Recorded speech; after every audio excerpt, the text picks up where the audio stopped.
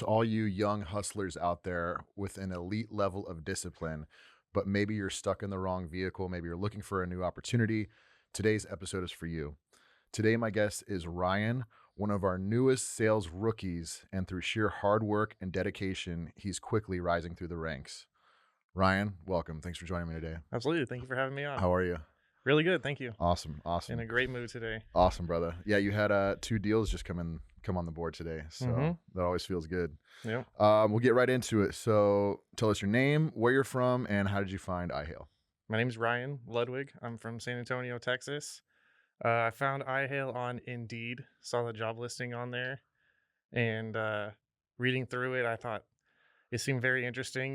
Definitely a lot of income potential, and it seemed like perfect kind of job for someone like me who I don't have kids, I don't have a wife. So there's nothing stopping me from picking up my life and moving across the country 2 or 3 times a year, like it said in the listing. So I actually had just got hired for a different job that I was excited about, but What was that job? that was with restoration, or no, it was ooh, what was that company called? I'm sorry.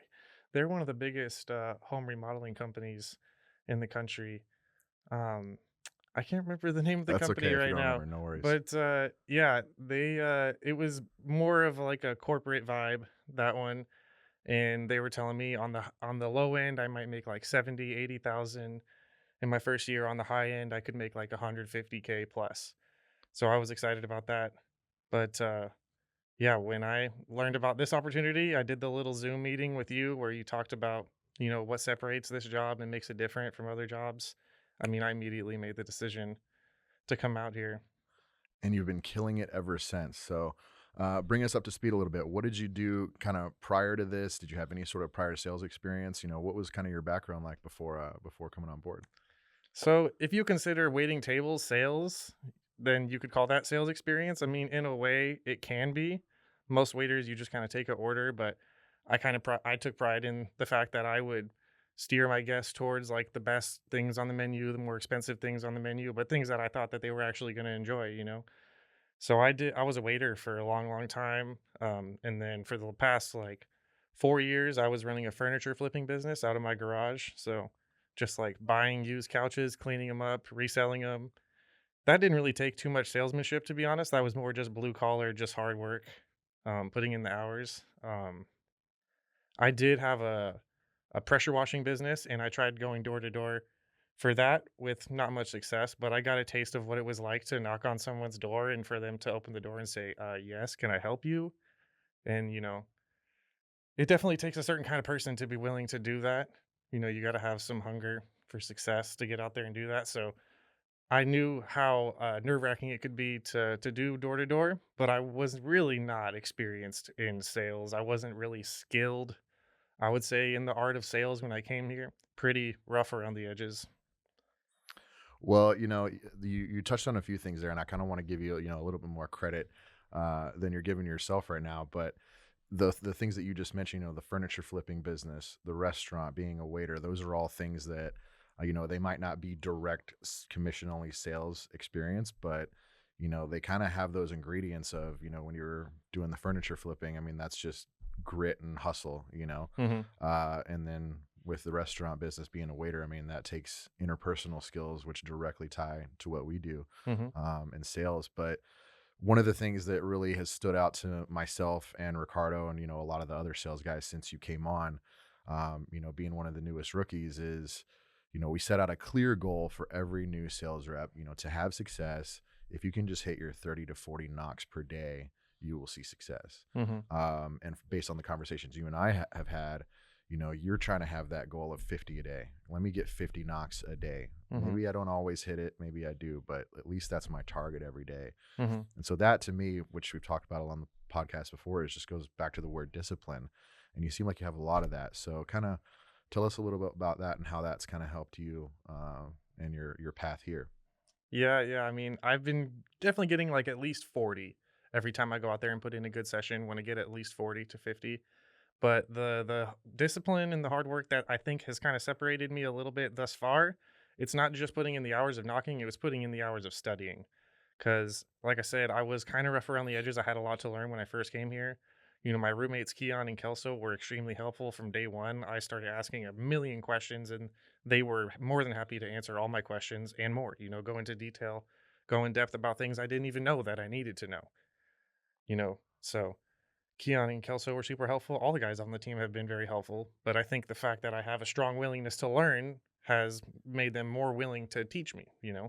But putting in the hours of just studying the tools that y'all the resources that y'all gave us. There's the study guide which talks about eye hail and the normal insurance process of hail restoration and our program and what separates us from other companies. So even if you just had that, that gives you like the facts of what you need to know and what you're telling people at the door. But then the straight line persuasion, that was a really powerful study tool that I'm glad that y'all provided me with because that breaks down the art of sales and the art of persuading people.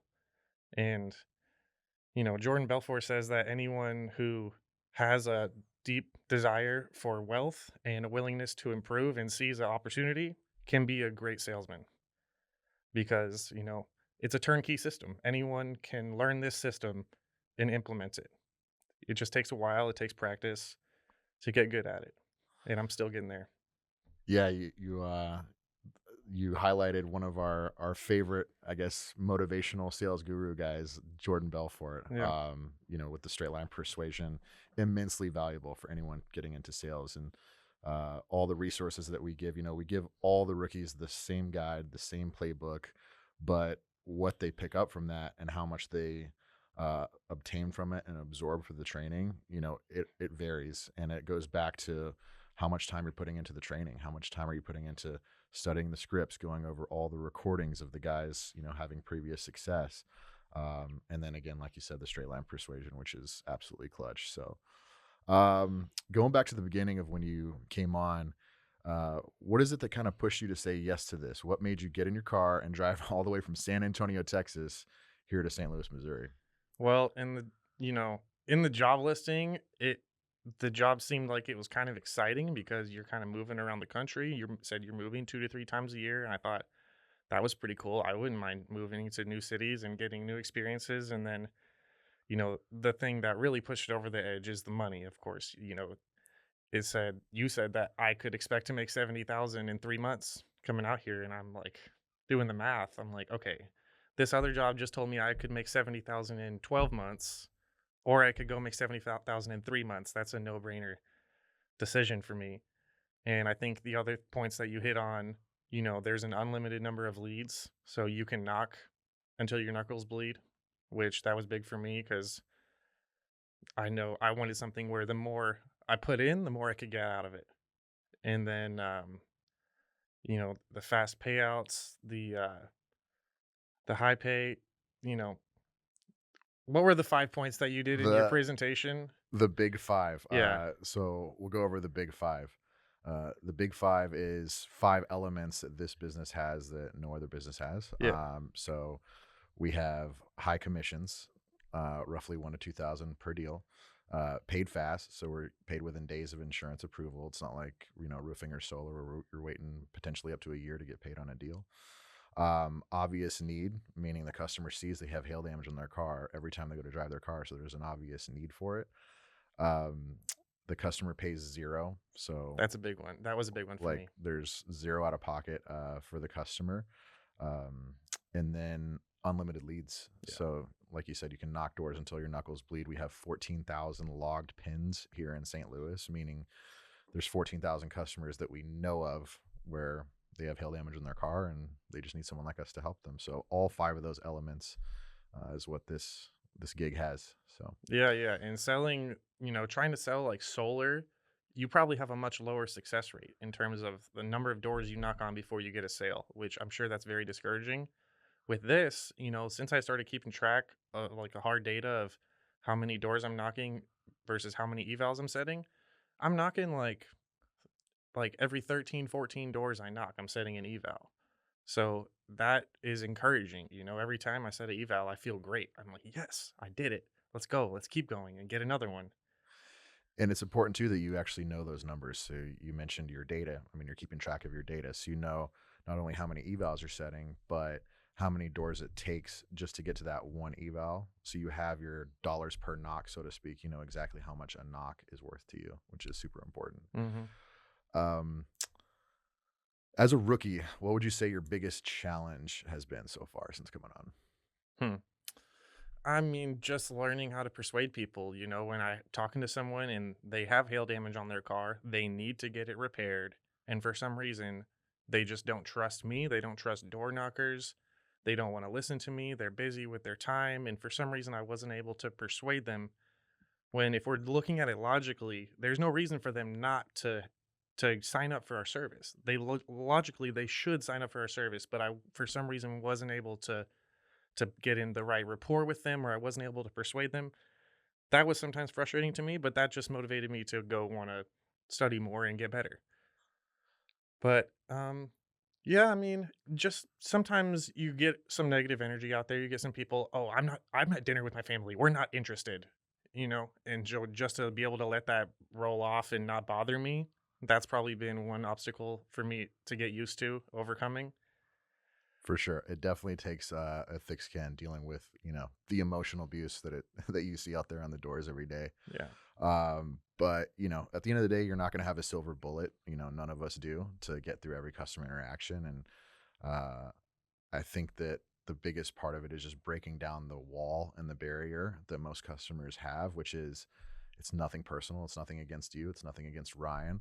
Uh, it's they open the door and they see a door to door sales guy, and the wall immediately goes up and it becomes 5 feet thick. And Mhm. so it's our job to kind of, just politely break down that wall and present them the information that we have in terms of the service we provide and, see if there's a deal there. So, and you've done a good job of, like you said, letting it roll off your shoulder and just on to the next, on to the next, on to Yeah, the next. yeah. Trying to have So fun and enjoy it, and I think it's possible to do that. There's definitely days where I'm out there and I just had a great time, made a ton of money, blasting Tenacious D all day long, just headbanging and knocking doors.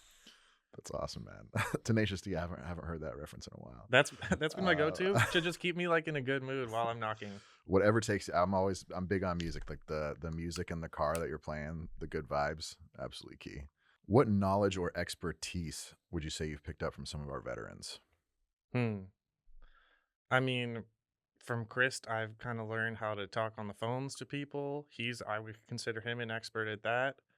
Um, I mean, Keon is the one who taught me from day one, kind of just how to be a human with someone at the door, how to break down that wall, and how to get in rapport and just be a good salesman, get them to listen to you. I think Keon's a great salesman, so I saw that and saw the way he was doing it and did my best to take what he was doing and kind of make it my own. But Chris and Keon both are definitely great at what they do, for yeah, sure. Chris, I would say, is he's very good on the phone, very good at running those boiler room sessions, and Keon, he's just super personable. I think he's won the ice water challenge that we've had probably more than any other person. what was that? Getting someone to it's just a random fun spiff that we throw out. Like we'll give you, $20 or $50 or whatever it is if you can convince the customer to get you a glass of ice water at the door. Oh yeah, I And could like see for him. back when it was super hot and earlier in the summer,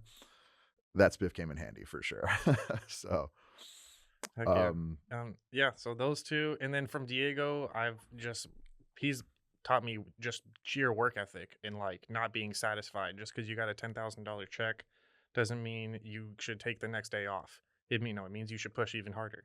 Like, if he can do it, if he can go knock 40, 50 doors a day and call all his leads, that pushes me to say, "Well, if he's doing it, then I gotta at least try to not match his hustle." I don't know if I can match his output, but try to match his hustle. Yeah, Diego can definitely accomplish a lot in a day, for when he's super dialed in, when he's locked. Like you said, he's calling his leads, he's hitting his knocks, he's doing his routine, just trying to cram as much as he can into every day, every week. And yeah, it shows in his paychecks. I mean, he's gotten $10,000 paychecks per week for a while now. So, Yeah. what advice would you give a new recruit in your shoes who might be just starting today? Mm, well, I'd say learn as much as you can from your roommates. Hopefully, you have good roommates. I'd say use the tools that are given to you. The straight line persuasion is absolute gold. I'd say take Jordan Belfort's word. as literal gold. Every single thing that he says is true. Like if you apply it. And then also taking you and Ricardo's word as gold because y'all have experience in this particular industry. I think y'all give us all the tools that we need to succeed. Just listening and asking questions. You have to ask a ton of questions. You do. It's not going to be spoon fed to you. So, yeah. Being a student of the game is definitely clutch. And then, yeah, I mean, some new guys will come on board, and we see it where they might be a little bit shy at first and might be afraid to ask questions, but there's no such thing as a stupid question. Just ask away. There's no secrets. We give out all the sauce. We give out everything in the playbook. Day one for you to know. You just gotta ask about it if that you need clarity. So, looking forward into next year, and even the remainder of this year, talk to us about some of your goals. What goals do you have? Well, I am going to be here for about 3 months in total. I've been here for a little over a month now. So, I want to make at least $70,000. That's the goal that's the number that I had in my mind when I came out here. So, yeah, I want to do that. And how much I make in this next couple months is gonna have a big influence on what my off season looks like for sure. I mean, I'm gonna go back to San Antonio and spend the holidays with my family. I honestly did decide that I want to try to go to like a seminar. If I could find like a Jordan Belfort seminar, that would be perfect. But even just like any type of sales seminar or mindset seminar, because I've attended some seminars in the past and I felt so pumped up and so motivated to go out and get it afterwards. So definitely want to spend the off season sharpening my sales skills as much as possible so I can come back and kill it even harder next season with a fresh storm. Hopefully there's a fresh storm next year. There's always a fresh storm. Yeah. Always, no matter what. But yeah, just gonna focus on this. We got like 51 days left. I don't plan on taking a single day off. The only days I've taken off is when I just felt like I was so run down to the ground, I just needed one, and so if I hit that wall, I might take a day off, but other than that, I'm not gonna take a single day off for the next 51 days. Definitely need a recharge day, brother. I will say that. Definitely need a recharge. I admire the hustle and the next 51 days straight, but when you need that occasional day I'm off. sure I will. I'm sure I'll end up Absolutely take it taking at least, like, a couple days off in that time period, for sure. just when I feel like I need it. Definitely. Okay, well, I'm on all the other episodes, I talk about the Rolex at the end of the episode, but obviously it's a little late in the season for you to hit it. But looking forward to 2026, the Rolex spiff, it's always there. So I You gotta need a ask you, million in revenue? are we gonna see a Rolex on your wrist in 26? Oh, no question. No No question. question. Yeah, that's definitely, a good goal to work towards, and I just don't see why not. If I keep putting myself out in the field, knocking doors, keep saying my name high on the list of evals, it should happen. It'll happen eventually. So, yeah, you will see a Rolex on my wrist if I don't sell it immediately.